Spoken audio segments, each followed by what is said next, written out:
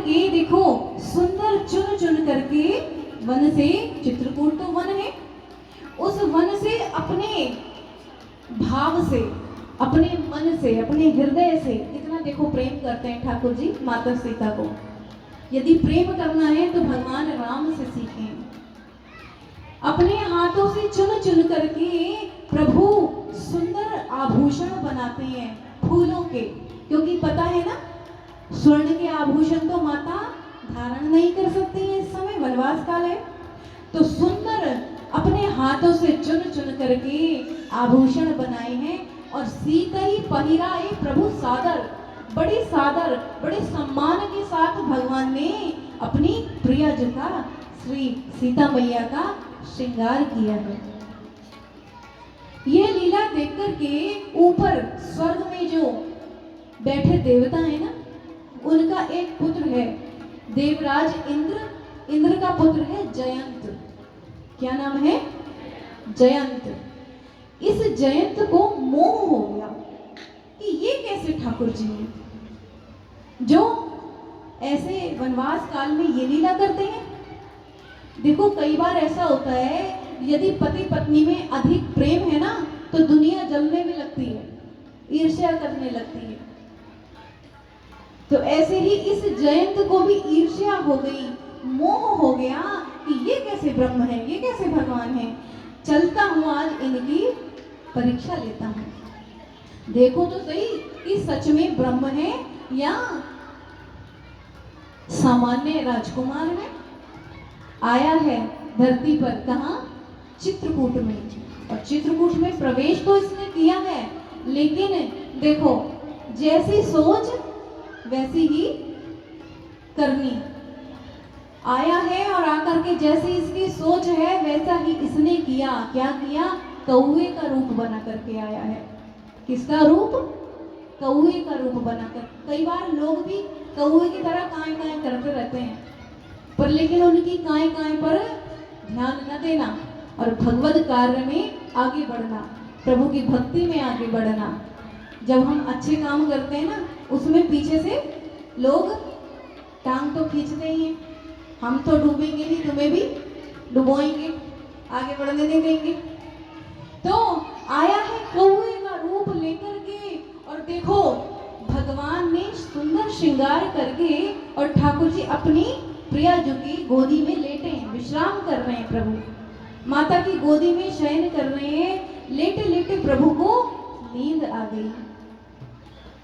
जब नींद आ गई, इसने देखा ठाकुर जी तो सो गए हैं, राम जी तो सो गए हैं, तो मैं यही सुंदर अवसर है कि अब इनकी परीक्षा लो। इसने क्या किया? माता के चरण में चोंच मार दी और वहां से चोंच से माता के चरण का मांस उखाड़ करके ले गया। अब सोचिए कितनी पीड़ा रही होगी, लेकिन माँ, वह जगत जननी हमारी भोली भाली माँ सीता है, उफ भी नहीं की माता ने।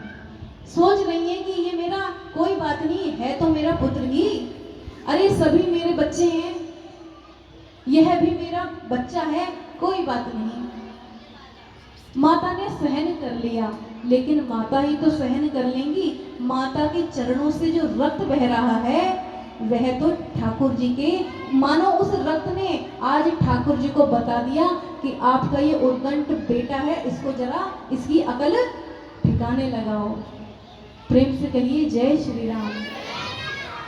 तो अब जैसे ही रक्त भगवान के हस्त कमल पर लगा, तो रक्त गीला होता है ना, कोई गीली सी चीज आकर के लगे तो एकदम से निद्रा टूट गई प्रभु की। और जो देखा कि रक्त, सीते यह क्या हुआ? माता कुछ न बोली, शांत हो गई। उधर देखा कि इस कौवे के मुख में मेरी सीता के चरणों का मांस है।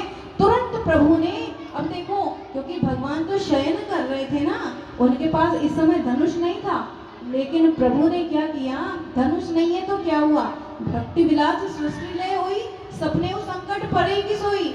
अरे जिसकी भक्ति हिलाने से पूरी सृष्टि में प्रलय आ जाती है, उसको क्या कभी कोई संकट सता सकता है? तो भगवान ने वहां पर तिनका पड़ा था, एक तिनका, जैसे झाड़ू की एक सींग होती है ना, उस प्रकार से एक बांस का तिनका पड़ा था। उस तिनके को भगवान ने उसके पीछे फेंका है और वो तिनका मानो प्रभु का धनुष बन गया। और अब जब इसने देखा कि भगवान का ये तिनका स्वरूपी धनुष मेरा पीछा कर रहा है, तुरंत वहां से भागा है और भागते भागते स्वर्ग लोक में गया। अपने पिताश्री से कहा, पिताश्री बचाओ मुझे। पिताश्री ने कहा, बेटा तूने जैसी करनी वैसी भरनी। तूने पूछ के गया था क्या मेरे से कि ठाकुर जी की राम जी की परीक्षा लेने जा रहा हूँ, मैं नहीं बचा सकता, जा यहाँ से निकल। यदि तू यहाँ थोड़ी देर रहा तो तिनका मुझे भी भस्म कर देगा। भगा दिया। फिर गया है ब्रह्मलोक में। ब्रह्मा जी ने कहा, भैया हम भी कुछ नहीं कर सकते। फिर गया है शिवलोक में। अब शिवलोक में तो ठाकुर हमारे भोले बाबा हमेशा ध्यान मग्न रहते हैं। इसने बहुत चीखा चिल्लाया, प्रभु रक्ष माम पाहि माम, लेकिन भोले बाबा की समाधि नहीं खुली। फिर वापस लौट के आने लगा तो मार्ग में नारद जी मिले हैं। अब नारद जी तो भैया देखो संत हैं, संत हृदय नवनीत समाना। संत ने नारद जी ने कहा, जयंत क्यों डरते हो, यह तुम्हारी स्थिति किसने की है, ये तुम्हारा हाल किसने किया, सारा वृतांत बताया है। तब नारद जी ने कहा, भैया देखो तुमने जिसका अपराध किया है ना, जाकर के उन्हीं से क्षमा मांगो। इस पूरे जगत में तुम्हें कोई अगर क्षमा कर सकता है तो केवल हमारे ठाकुर जी ही हैं, वही क्षमा कर सकते हैं, अन्यथा कोई तुम्हें बचा नहीं सकता। क्यों? क्योंकि भक्त का अपमान अगर कोई करता है तो वह जो अपराध भगत कर करही, राम रोष पावक सो जरही। भगवान की क्रोधाग्नि में उसको जलना होता है, जल के भस्म होना होता है जो भगवान के भक्तों का अपराध करता है। और तुमने तो उनकी प्रियाजू का अपराध किया है, तो जाओ और जा करके अपने, वह तुम्हारे पिता हैं, जगत के पिता हैं, वो जरूर तुम्हें क्षमा करेंगे, ऐसा मुझे विश्वास है। गया है नारद जी के कहने से भगवान के चरणों में पड़ गया, प्रभु रक्ष माम पाहि माम, भगवान बहुत बड़ा मुझसे अपराध हो गया, हे नाथ मुझे क्षमा करो, मेरे अपराधों को क्षमा करो प्रभु, मुझे प्राण दान दो। भगवान ने उसकी विवल इस प्रार्थना को स्वीकार किया और कहा, देखो देखो जयंत, ये तीर तो अब निकल चुका है और तुमने सीता को जो कष्ट पहुंचाया है तो उस कष्ट की अनुभूति तो तुम्हें करनी पड़ेगी, क्योंकि तुमने भी कष्ट दिया है। यदि हम किसी को कष्ट देंगे तो हमको भी उस कष्ट को भोगने के लिए सावधान रहना चाहिए, तैयार रहना चाहिए। तो ठाकुर जी ने उस सींग को, उस तिनके को, उस तिनके से इस कौवे की एक आंख, गोविंदाय नमो नमः, एक आंख फोड़ दी इसकी। और तब से आज तक जितने भी कौवे हैं ना, सब एक आंख के होते हैं, एक आंख से देखते हैं। बोलिए भक्त वत्सल भगवान की। तो इस जयंत को प्राण दान दे करके भगवान ने कृपा की है, एक आंख का कर दिया, वहां से चला है अपने पिता के पास स्वर्ग में। अब भगवान यहाँ से आगे बढ़े हैं, पंचवटी में भगवान आए हैं। पंचवटी में कहाँ है पंचवटी? पंचवटी बंधु नासिक में है। नासिक आप जाएंगे ना, वहां पर 5 पंचवटी यानी कि 5 प्रकार के वट वृक्ष आप जाएंगे पंचवटी में, तो उस 5 वट वृक्ष के नीचे मेरे प्रभु श्री राम और माता जानकी जी वास करते थे। 12 वर्ष तो ठाकुर जी चित्रकूट में रहे हैं, लेकिन 9 महीने तक पंचवटी में वास किया है। और ये जो वट वृक्ष है ना, ये वट वृक्ष आप दर्शन करना, कभी अवसर मिले तो नासिक जाएं, जरूर अवश्य दर्शन करके आना। अरे वो जगह कितनी पावन होगी जहाँ हमारे ठाकुर ने वास किया। तो वो वट वृक्ष ऊपर जाकर सब एक हो गए हैं। बोलिए राघवेंद्र सरकार की। भगवान पंचवटी में वास कर रहे हैं, और जब पंचवटी में वास करते हैं ना भगवान, तो भगवान ने एक दिन सुंदर भगवान समाधि में बैठे हैं और माता सीता जी रसोई सिद्ध कर रही हैं। उधर रावण की बहन है शूर्पणखा। शूर्पणखा रावण की बहन है। वह एक दिन घूमती घामती इस पंचवटी तक पहुंच गई। पंचवटी तक जब पहुंची और इसने जब राम जी को देखा तो देखकर ही बड़ी विकल हो गई कि भैया ये सुंदर राजकुमार यहाँ, ये तो बहुत सुंदर है और ऐसा सुंदर पुरुष तो मैंने, तुम सम पुरुष नमो सम नारी, यह संजोग विधि रचा विचारी। भगवान के पास आई। अब थोड़ी कथा शीघ्रता से करनी पड़ेगी ना, अभी रावण का वध तक चलना है, मार्ग में किस किस का उद्धार करना है अभी। तो पंचवटी में आकर के प्रभु से बोलते हैं, प्रभु तुम्हारे जैसा पूरे ब्रह्मांड में कोई पुरुष नहीं है और मेरे जैसी कोई स्त्री नहीं है।